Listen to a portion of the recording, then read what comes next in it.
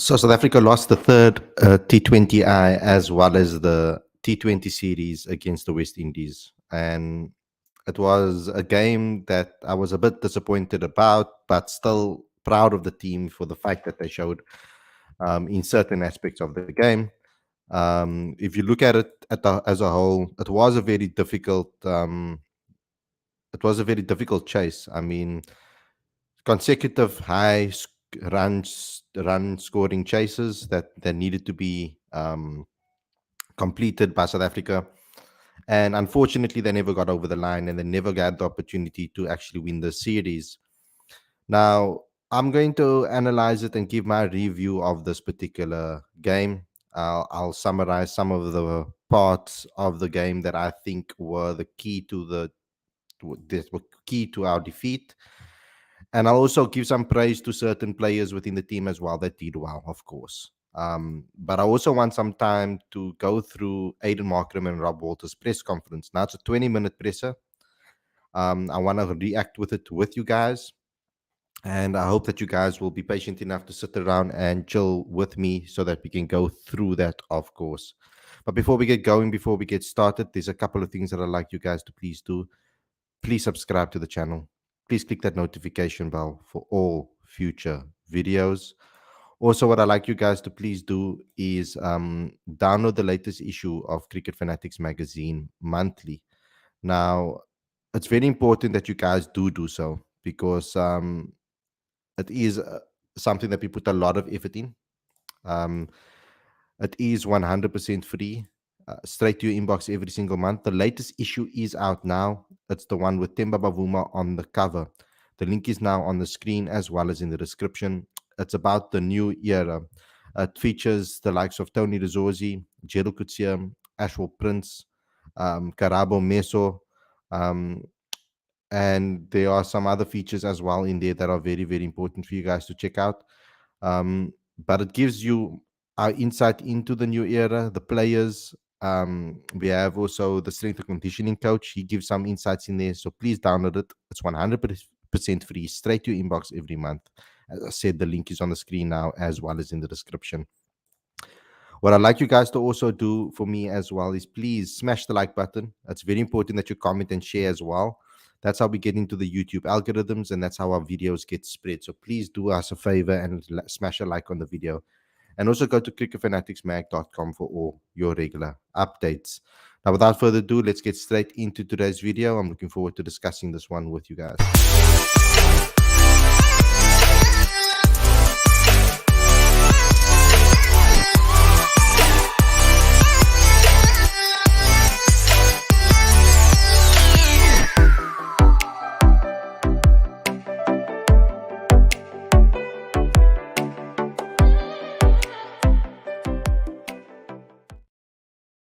A very good evening and welcome to Cricket Fanatics Magazine. This is your review show. I'm your host, Khalid, and this is the show where we talk about all the major talking points in South African cricket, but particularly we talk about the T20I series versus the West Indies. Now, first and foremost, I just want to give out an apology. Last night, I had a massive migraine. I don't know if you guys know. So actually, some of you guys will know on the channel that have been following me for a very long time that I suffer from migraines, and sometimes I pass out from them if they are very hectic. So I did pass out, and I had to actually rewatch this game this evening in the early hours of the morning to actually gather everything from the parts that I missed. Now, I'm going to give you a quick summary of where I thought the game was actually lost. But for the guys that don't know, West Indies scored 220 for 8, and South Africa had to chase. They actually put the West Indies into bat. And the West Indies ended up winning by 7 runs. We were restricted to 213 for 6. So ultimately, let's just give you some facts about the match, of course. Man of the match was Alzari Joseph. Player of the series was Johnson Charles. And the West Indies won the 3-match series 2-1, as you guys know. So where was the match lost, in my opinion? Now, I think South Africa actually bowled pretty decently to actually restrict the West Indies to 149 for 7. And then eventually 161 for 8. And then things kind of went pear shaped after that. I mean, Ngidi took wickets of Puran was key, and he went for seven, but he went for 7 runs in that over. Um,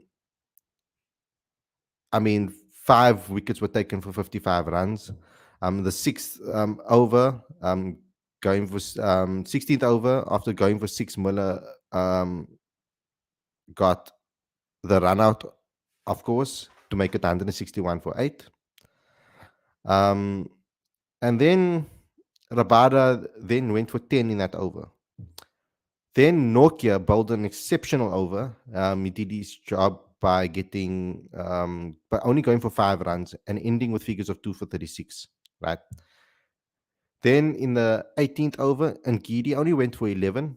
But I feel that they need to learn to bowl a little bit more Yorkers. I think that's where I think West Indies were better than South Africa in this match. I think that the West Indies were capable of producing a lot more Yorkers at will, accurate Yorkers. And I think that's where it kind of was the difference between the bowlers. The 19th over, however, Parnell, in this pressure moment, penultimate over, you're expecting your experienced player to step up, and it wasn't a very good over from him. Four, trying with four, upset two of his first delivery, and then four, trying a wide Yorker, which was misplayed. Then one for a Yorker that was smashed but stopped by Nokia. Actually, a very good stop. It could have went for another boundary. Then a short and wide delivery, poor ball, six. Then he went for boulder wide, then another wide, and then the cock, a good effort, dropped. After that, 17 off the over, and that put pressure on Rabada into the final over. And then Rabada bowled two. Klassen was dropped by Klassen dropped Shepherd, and then he just went raucous. There was a misplaced Yorker that he hit for six, then a too short delivery that he would hit for four, and then another too short delivery he hit for six, and then in the slot slip Shepherd hit for six, and then he did two. He scored two as well, 220 for eight. In his post-match interview, he said that the dew made it hard for the bowlers, and it was a little bit difficult to bowl towards the end. But he thought that 170 would be par.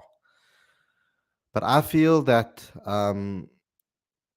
we could have missed a trick, maybe not playing the spinner and maybe playing Janssen in this particular game. I think, but that's all good in hindsight because a lot of us would have picked the spinner in this particular match, and particularly Bjorn Fortuin at his home ground.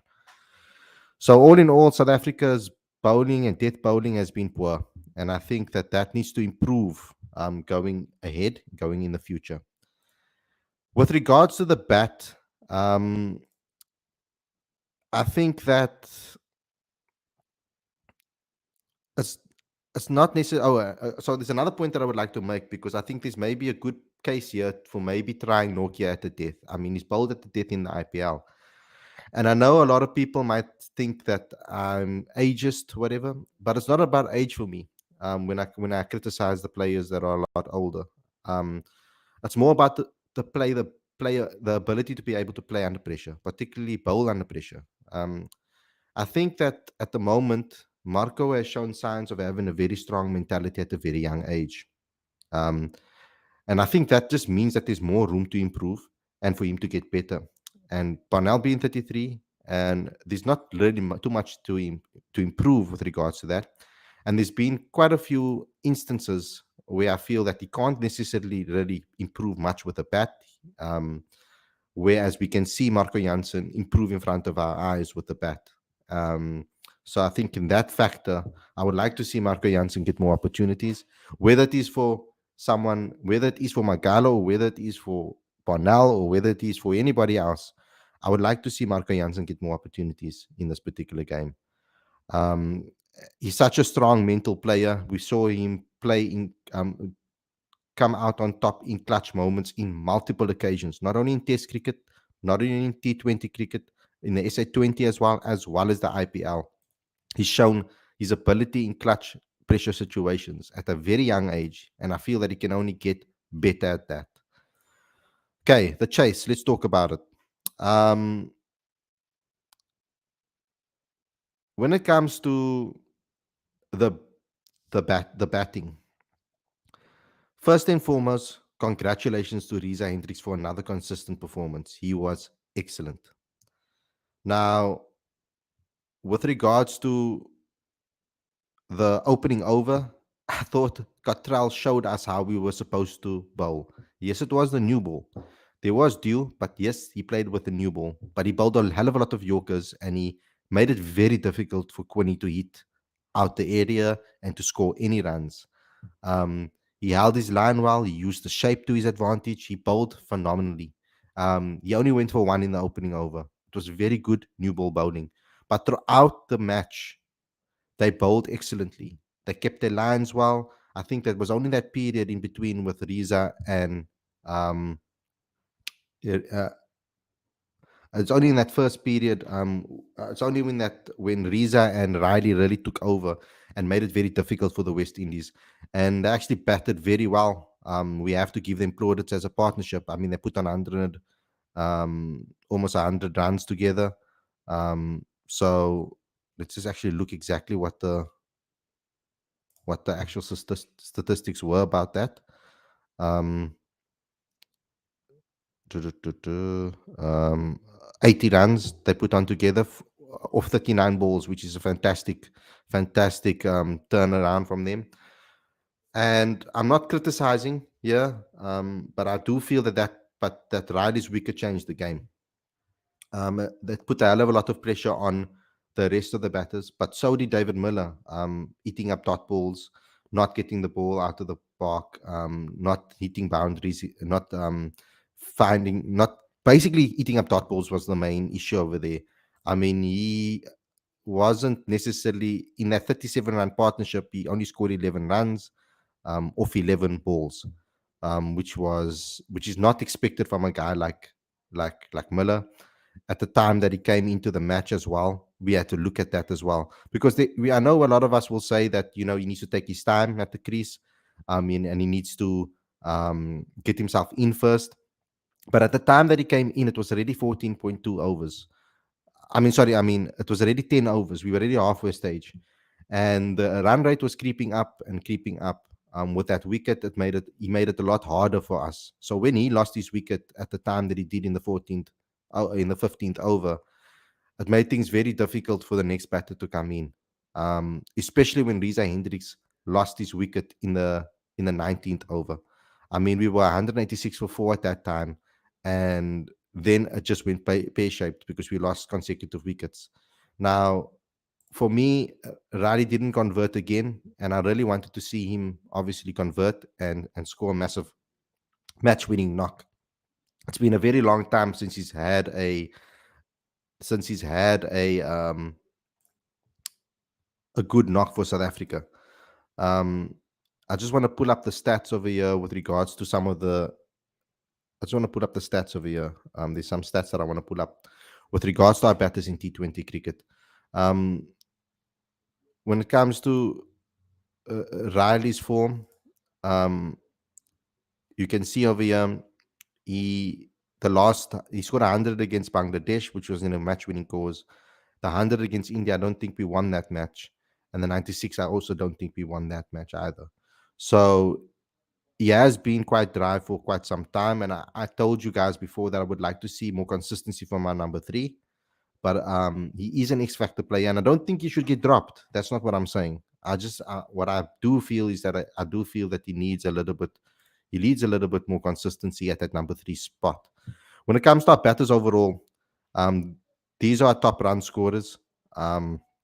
We have Riza Hendricks at an average of 39.5, 35. Aiden Markram with an average of 45, 540 runs, 5 half centuries.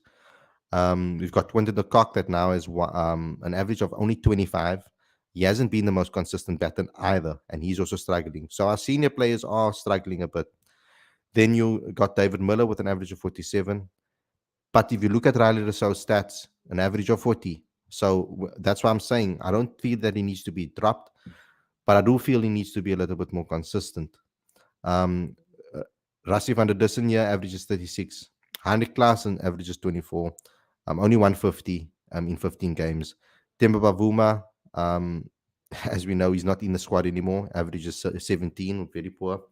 Um, and then this is since the World Cup, by the way, guys, just to give you guys perspective. This is since the World Cup. Then Tristan Stubbs averaged 21, only 150 under his name, and the rest is not important. So, yeah, looking at our team going forward, that's just some stats that I wanted to give you guys. With regards to our bowling, Nokia's been top, 29 wickets, average of 15, very good economy rate as well. Tabray Shamsi, 25 wickets. This is since the World Cup, guys. 21 average, 8.52. Alungin 24 wickets, average of 16.66, and an economy of 9. Dame Pretorius doesn't play anymore. Maharaj has 19 wickets, economy of 7.62. Wayne Parnell, 18 wickets, economy of 8.26. It's actually better than Rabada's. 21, 17, 8.57. And then Marco Janssen, 11.25. He's been quite expensive, only and 4 wickets in this format. Hasn't really played much games, of course. And then Aiden Markram, 19 matches, 3 wickets, and an economy of 7.45. So it is interesting to see these stats and just to get a perspective of where everybody's at the moment with regards to our players. Um, I'm going to try to get to your comments a little later. I just want to get through the show first, as fast as I can, because I need to finish the actual main parts of the show before I actually go and go break my fast, etc. Yes, since the World Cup 2021 World Cup. Yes, that's just in the last since the last World Cup. Okay, let me get into let's see what that's my assessment of the match and where I think things went wrong, etc. I think we do need to work on a couple of things, but ultimately, if you look at the game as a whole, fantastic game, fantastic advocate for T20 cricket. West Indies were brilliant, bat and ball. They deserve the credit and they deserve the plaudits for the way they performed. So I do think I need to give them a congratulations because they really played excellently. And it was a very entertaining match, and that's what T20 cricket is ultimately about. It's about entertainment, and they entertained us. And it was very difficult for South Africa to try and chase twice 2 big scores. I think it was one of the highest totals at the Wanderers as well, and it takes a lot of pressure. So it's for them to be able to score, to chase runs like that, 2 record scores basically in a row. So I was proud of the chase, particularly Riza Hendricks and the way he batted, and Aiden the way he batted when he came in, and also Riley Rousseau. He showed some great stroke play in the first part of his innings, but there was no need for him to go down the track and try to smack that delivery after there was already a 6 in the over and a couple of singles.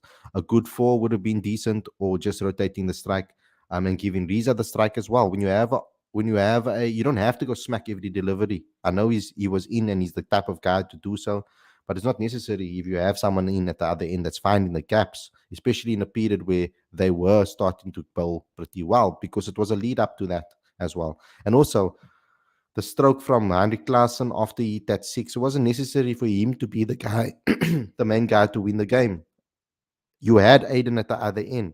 So rotating the strike after he hit that 6 would have been a smarter move, so that Aiden can take the strike more. I mean, I would like to see our batters give the guys that are more in, that are seeing the ball more clearly, the opportunity.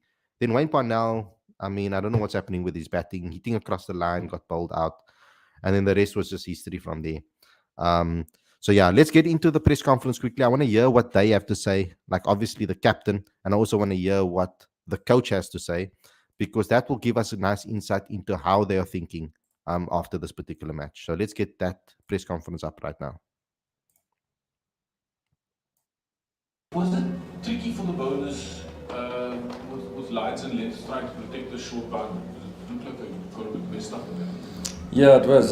That short side was quite small, so I think logic told us to try to stay away from it. So tested our skills once again. I thought the plans were in place, and just comes down to execution. So we were certainly trying to stay away from that short side. I think the West Indian boys hit 6s to the long side. So imagine what they would do to the short side. So we try to play the percentage game, and then it just comes down to execution on the night.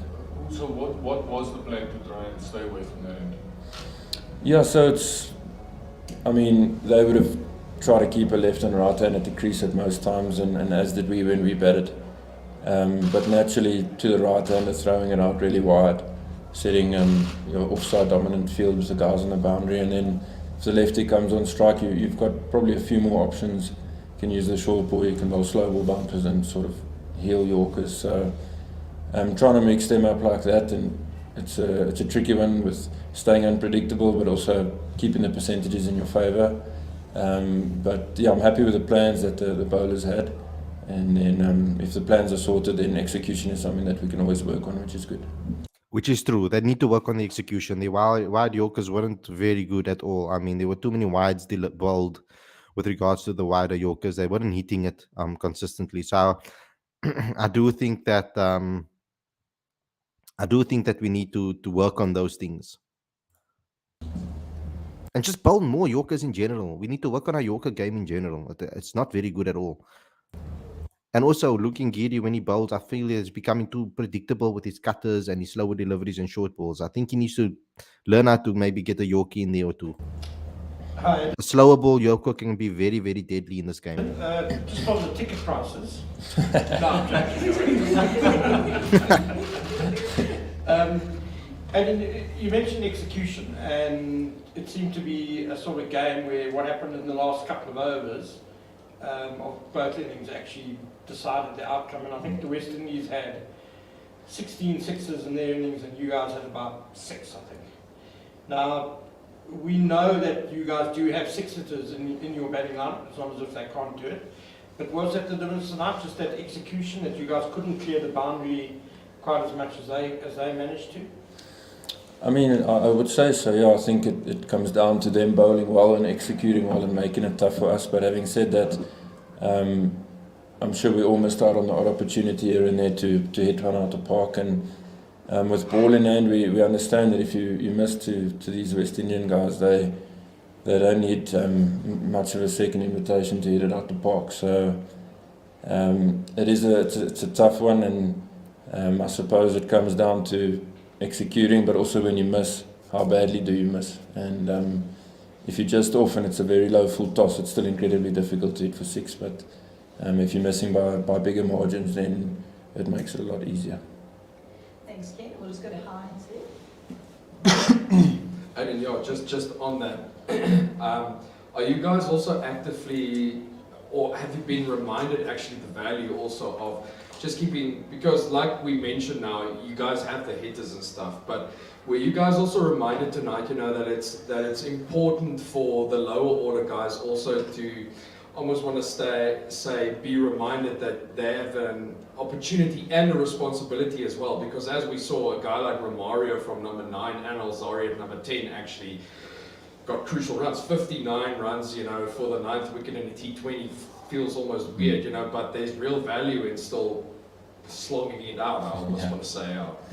Yes, that's spot on, and our boys do work hard, our lower order, middle to lower to tail. They all put in time in the nets, practicing, trying to smoke it, and that's exactly what we want from them. Obviously, if you look at a night like tonight, it's incredibly difficult to come out and do it from ball 1, so we have to appreciate that. But I think they do understand that there is a role on a certain day when they've maybe got 5 or 6 overs to bat that. Like you mentioned, it's actually an opportunity for them to make a big difference. So they've been training hard and training well, and we'll keep our fingers crossed if that time comes for them that they can do it for us. And then just the last one from me. Reza Hendricks, he's a very understated guy actually when it comes to batting in T20s, but do you guys feel that he's almost like become one of the most valuable performers actually? Just time in and time out, just keeps on performing. Definitely, and his consistency is unbelievable. I'm not too sure of the stats, the past sort of maybe 10 games that he's played, but I would say he's gone past 50 quite a few times in those last 10 games. And for someone to be at the top of the order and setting the tone like that and helping the middle order sort of free it up after that, it's a huge role that he's doing incredibly well for us. So I'm happy for Riza. He's got an opportunity now, and pretty much every time he gets that opportunity, he takes it with both hands. So he's doing a great job for us. His consistency is huge for us at the top of the order, and long may it continue, hopefully. I mean, I know I'm seeing some people saying his captaincy was very poor. I wouldn't say 100% poor. I think there was maybe one or two maybe mistakes that he did make, and I think that was towards the end of the game. But up until the 15th, 16th over, we had West Indies at 161 for 8.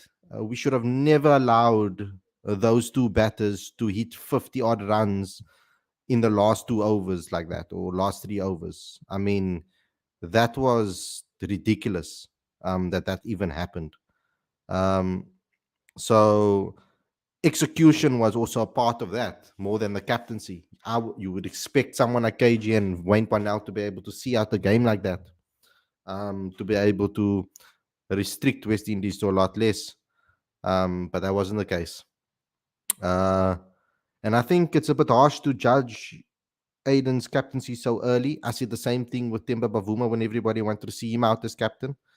When he only had a couple of games under his belt. So I'm going to give some time to maybe allow him to grow into this captaincy. We've seen his captaincy skills in the SA20. He was brilliant there. And yeah, I mean, he didn't have the luxury of having an informed Fortuin either.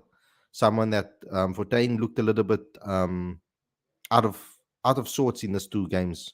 Didn't look himself really with regards to his execution, but that also the pitches made it difficult for him to bowl, because as a spinner, if you miss your line, you go traveling on this wicket. And on the Centurion wicket, the air is very thin and it's very short boundaries. So you need to be extremely accurate. And I think maybe a spinner would have done a lot better maybe in these, but Shamsi hasn't necessarily been in the greatest form either. So it does make it very tricky for the selectors. And just on the result, I think you'll look at that last over of KG dropping Hino dropping that catch as probably the moment where you guys would have lost it. Is that fair to say? I don't think you can point out a single moment. Obviously, there's moments throughout the game that could end up making a big difference. Yes, that was one of them, but it's pretty much down to self-reflection, I would say, and me seeing how I could have done things better that would have benefited the team, and the same applies to all other guys that were on the park. So we don't want to pinpoint any moments. Very often in cricket games, catches do get dropped and mistakes do get made, so it is to an extent part of the game. But like I mentioned, it's all self-reflection now, and if guys can learn from it and not repeat the same mistakes, I think we're going in the right direction. We also headed into obviously two crucial matches this weekend. What do you guys take out of the series? I do think that dropped catch was a big game changer, obviously, in the match as well. I mean, I know Aiden's underplaying it, but it was a massive moment in that match. We take that wicket, I don't think they get over 200. And the whole tour as a whole. Yeah, I think there's quite a bit of good that we can take from it. I think with bat in hand, the guys have tried their best and have put up a bit of a fight, which is good. And most of the guys in the top 6 are all pretty much in form, which is a great thing to take forward. And then from a bowling point of view, it's another opportunity for the bowlers to remind everyone that they have been one of the best bowling units in the world in the past 18 to 24 months. So we'll take as much good as we can. We'll also take the lessons with us. But like you mentioned, 2 very big games that we're looking forward to. Cool, we're going to take one more from Ken, and then we've got one online from Keenan. Can I double up? That's okay. Thanks. Aiden, firstly, did the pitch change condition at all this evening? Because it seemed harder for you guys to, let me put it this way, the West Indies seemed able to score a bit more freely than you guys did, or was that just a function of their bowlers executing a bit better? I wouldn't say it changed the level a lot, to be honest. Bowlers. Like I mentioned, they probably executed more often with the ball, and hence it looking tougher for us. So I'm trying to think back now, but I think whenever someone bowled a really good cutter, it did stop quite a bit in the wicket, and there was value of sort of getting or bowling a good cutter into the wicket, but I think it remained the same way throughout the whole game. And then just you did touch on it, but on a positive note from the series, I mean, it's been a very high-scoring series. Run rates have been above 10 and over consistently.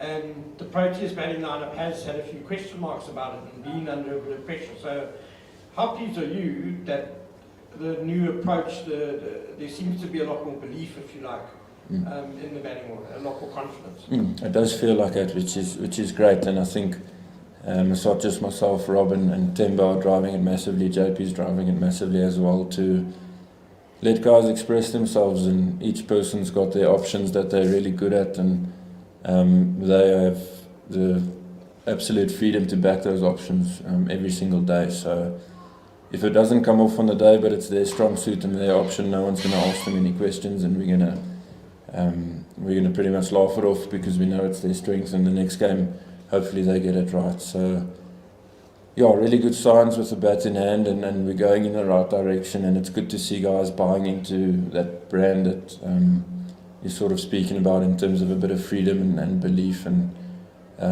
obviously still work to do, but it's very good to see some good positive results coming out of those chats. Thanks, Ken. And we'll look to take one last question this evening from Keenan. Thanks, Lucy. Yeah, Lawrence makes an excellent point. I did say this earlier. The drop catch was a big moment, but KG and Fireballs after that had the opportunity. Had Fireballs after that to put the ball in the right areas to contain, but he couldn't. So that whole over was a game changer. The last 12 balls was poor too. Yeah, it was.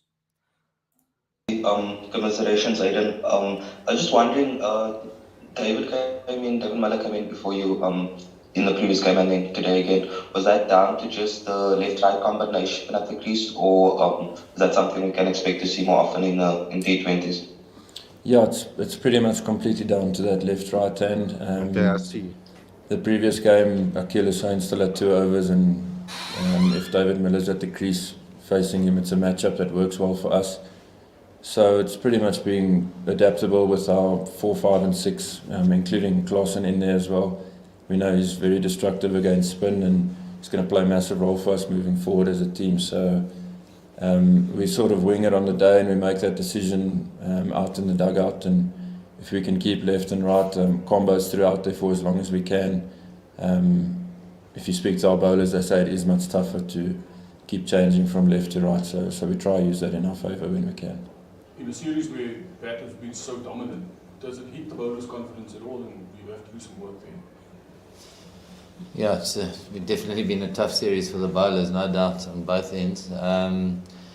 And yeah, I mean, absolutely, the guys were involved in some seriously competitive cricket, and there is work to be done. So it's a sort of yes on both fronts, and just being realistic about one, the quality of the batting, and then versus the quality of the skill execution from a bowling point of view. So I think we have to acknowledge that there was some seriously good batting over the last 3 games, but in the same breath, there is work to be done on the bowling front. And what particularly concerns you with the bowlers? I think he'll always come down to it. It will be very cliched after losing games, especially like that, is just skill execution, and execution of skills in relation to the plans that we discussed. So it's never going to be anything different. That's, when you lose a game, it inevitably comes down to your skill execution or your plans on the day. So we're probably guilty on both fronts, really. Thanks, Ken. Rob, I'm going to approach it from the other side, on the batting. When you came in, you spoke about trying to free up the batsmen and backing their options, backing their games. I know you've lost the series, but how pleased are you with the way, I mean, it was a series where run rates were consistently over 10 and over, and previously the Proteas batting lineup has maybe looked a little bit lacking in confidence, and they've struggled a bit. So do you how pleased are you with the way the batsmen have responded? Yeah, it would be very difficult not to be excited by what we've seen over the last three games in this series and prior to that in the 50 over stuff. So I think we're getting there. We're certainly making progress in terms of how we want to play the game. Just a couple of days ago we scored the highest run chase ever in T20 cricket. So, and then 213 tonight. So there's exciting things happening. It's really nice to see the guys playing with the freedom and just expressing their skills. So it really is good to see, and there's more in the tank, I believe. Bro, guys, what I do think, I'm saying bro, I don't know why. What I do think is that we need to actually just acknowledge that, at least, that there has been an improvement in our strike rates as a whole, as a team, scoring bigger totals, batting longer in all formats. It's been better. So that is an improvement from the last World Cup and the World Cup before that. I do think that there's been an improvement there, and that we can go beyond 200 consistently, or score at the highest strike rate consistently. That's something that we do need to at least congratulate the guys for. But we also have to remember that we have to put it in perspective. This is games at the high veld where the ball does travel a lot. So I would like to see if they can do this maybe in other conditions too. Thanks, Ken. Right. Rob, firstly, I know you sort of started going on this trajectory under Mark Boucher still, but are you chuffed having this new revitalized and consistent and almost understated performer like Reza Hendricks in your arsenal? He's almost, some people might opinion that he's probably one of the most valuable guys you have in this lineup at the moment. Yeah, I mean, no one needed to convince me of Reza Hendricks' quality. He scored 135 against us, I think, against the Titans in Kimberley, playing shots like you've seen over the last couple of days. I've known he's a quality player for a very long time. So it doesn't surprise me at all, to be honest. I think he's a wonderful cricketer. His strike rate has been up in the game, both games, without you really even noticing it, and that's testament to the type of cricketer that he is, the shots that he plays. He's not necessarily a prolific six-hitter, but he hits great cricket shots for four. And so it's wonderful to see the way he's played, and hopefully that'll continue for a long time. And just lastly from me, Rob, in terms of, there's obviously been a lot of value to be derived from the past few weeks, actually, in terms of the white ball game. But do you believe you guys will have to adjust a bit now? I mean, obviously it's perhaps in the greater scheme of things a bigger occasion, but do you guys feel you'll have to really adapt from almost the giddy freneticism of this past week to the grind now of Benoni in a must-win game against the Netherlands? Just almost want to say mentally. Why did you put grind and Benoni together? I just think it's probably obviously a venue that's a bit more gritty and Willamore Park was my second home for a period of time, so I've got great memories of it. No, I mean, to be honest, I'm excited. I really am excited by these 250 over games because, one, they are big games for the team in the context of what they mean. For me, I am looking forward to seeing how the team responds in this pressurized situation, and how we can still adopt our game plan in a must-win or two must-win games for us. So, and being at Willamore or wherever it is, it's just really, I'm looking forward to seeing the team respond, and really trying to play our brand of cricket now when it really counts. So Rob, it's going to sound a bit harsh, but you've not won a series since your arrival yet. I know rain's obviously played a part, but just generally your thoughts on the two white ball series so far, and just looking into this two matches, some rain forecasted for Benoni on Friday as well. Where do you guys stand mentally and just physically after these two series? Yeah, look, I mean, we've already discussed there's a fair few positives, to be honest. I thought we fielded excellently well across the 50 over and T20 series. The batting has obviously had some real standout moments. the bowling has as well at times, and then we've had areas that we've had to brush up on. So for me, I'm really positive around the cricket that we're playing. I think that from where we are now to where we want to get to is not a hell of a long way.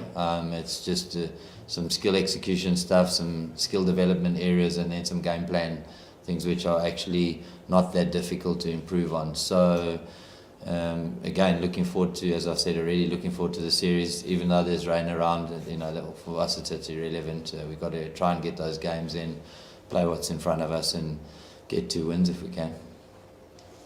Thanks. So we're going to go Ken, and then we do have one. Khalid, are you going to do a show on all the domestic players, moves, etc.? I will be doing that when I get more information on all of the players that have moved so far. We've seen some big moves, some rumored and said around. I don't know if they allowed to announce it yet, 100%, but I will once it's 100% or when I get the whole list. One from Fidos online as well. Rob, just specifically tonight, the ability to clear the boundary. Do you think that was the difference tonight? I mean, the West Indies, especially at the death, I think they ended with something like 16 sixes, and you guys only had 6. And it's not, I mean, we know the personnel are capable of clearing the boundary, so was it just execution on the night that let you down? There's probably 2 sides to it, and without stating the obvious, there's a batting and the bowling element to that, to that stat. We know that they're a powerful team, and that's what they do. They hit 6s, and their stats tell you that.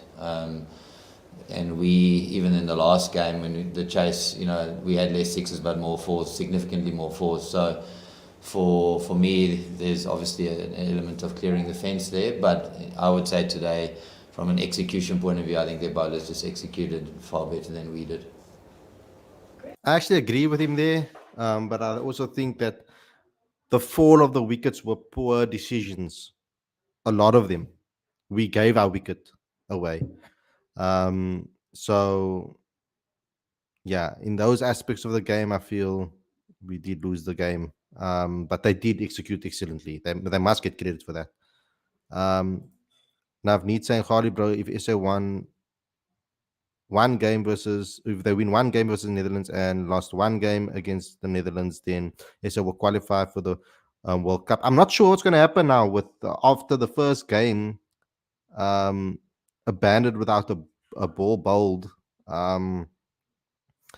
between New Zealand and Sri Lanka. So interesting to see what's going to happen over there. So how that will affect it, because weather's going to affect our games as well. So I'm interested to see what's going to happen with regards to that. Weather doesn't look great for Friday's game in Benoni. 7.4 millimeter rain predicted. Yes, it doesn't look that great at all. So we're going to have to wait and see what happens for that. Thanks. Fidos? Hi, Rob. Rob, we're hearing quite a lot of talk of guys feeling that they're able to express themselves, feeling confident, feeling backed, all that sort of terminology. What do you think that you've done in the short space of time to instill these feelings in people, and what sort of state did you find them in? I mean, was there like something you needed to persuade them of or unlock, or kind of how's the whole thing worked? No, I mean, certainly I would be very, very arrogant to say that I've had a significant impact in a short space of time. I don't think it's that at all. I think for me, it's just around being consistent with the language that I use with the team and with the players, and that is, consistently telling them to find ways to express themselves, to take aggressive options in the game. When feeling under pressure, to think of what the aggressive option is that they have in their strengths, and then back that. And if they do that and it doesn't work, we can deal with it. And then more often than not, it actually does when you do that. So, and in terms of what state did I find the team in, I don't have any point of reference to the past, to be honest. For me, it was just a clean slate with the team. and hopefully they gave me that clean slate as well. So for me, it's just really being consistent, to be honest with you, continually being consistent with my language, being honest with the guys, very transparent in terms of the planning moving forward, making sure that each guy knows where he stands in that planning, and that's no easy feat because things do change. You get 3 finger injuries 2 days before an ODI starts, and the whole thing looks different. So, but still, just trying to be real with the guys and be honest with them. Thanks for that. Telford has one last question. Thanks, Lucy. How's it, Rob? Hey, Telford. I appreciate it. So Lauren's explaining it over there. If we pick up 15 points against the Dutch and win one win and no result, that puts us in 8th place. So we will then need Bangladesh to at least win one match against Ireland, which will most probably happen. It's a different format, and they're going to be very different opponents, the Dutch. But what can you take from this T20 series into your 2 games against the Dutch? Is there anything you can take from this West Indies series into the Dutch series? I suppose there's members of the side that will take confidence, specifically in the batting unit. I think confidence is transferable. There's no doubt about that. And really, just the continual language in our team that we've spoken around an aggressive mindset, backing the options as we've covered off many times before. So. But most importantly, like we've tried to say every day, you start at naught, and the only thing you take into the game is confidence. Everything else resets. It's different conditions. Batters are naught. The bowlers have got the ball in their hand for the first time, and you got to do it all over again. So it will be no different on Friday. Respecting the game and respecting the opposition, and making sure that we pay attention to our skills. Okay, so that's the press conference. I mean, not really much to write down about over there, but getting a question over here. Khalid, do you think Panel should be in the team? I don't think as a all-rounder. I think he should be, if he gets selected, he should be selected as a bowler alone. But at the moment, I think he doesn't take the place of Anif Nokia, and doesn't take the place of KG for me either. And I think Lungin you could say between him and Lungin there could be a spot there between the two of them, but I don't think as an all-rounder he should be selected. I think that Marco has a better opportunity as an all-rounder, has more room for growth, has shown more potential with the bat as well. So it does make it very tricky with regards to that, but we can't diss Wayne Parnell completely because he's been a decent bowler for South Africa in more games than he hasn't. Although yesterday's game and the game before wasn't really that great. Guys, thanks a lot for tuning in. I hope you guys enjoyed this episode. I've given you my thoughts on this. We will obviously do a preview show of the Netherlands match as well. That will be tomorrow in the Netherlands series. And of course, we know that it's obviously predicted for rain, but I would still like to have conversations with you guys. We'll probably have it more of me answering your questions than anything else, because it's obviously going to be based on we know that the game might be rained out, of course. So for you guys will be able to ask me a lot more questions, and we can maybe talk about teams and selections and who we think should be selected, etc. But guys, Khalid, should Markram play at 3? Please reply. I'm asking for ODIs. I think so, me personally. But what I don't know is whether in ODIs Markram has been consistent enough to solidify his spot in the ODI team. So Rassi at 3 at the moment seems quite seems like more possible for me, probable by the coach. Anyway, guys, thanks a lot for tuning in. Hope you guys enjoyed this episode. Don't forget to smash the like button, comment, and share and subscribe, and click that notification bell for all future videos.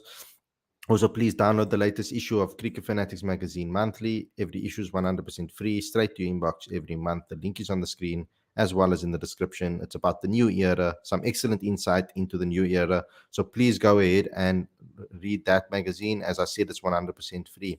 And if you want to help us promote and grow South African cricket, as well as help us and as a company grow and please help us by becoming a patron today. The link is on the screen as well as in the description. And then also go to cricketfanaticsmag.com for all your regular updates and reports, etc., and all other exclusive content. Thanks a lot, everybody, for watching, and I'll see you guys again tomorrow with another preview show. Have an excellent evening, and I'll speak to you guys very, very soon. Peace out.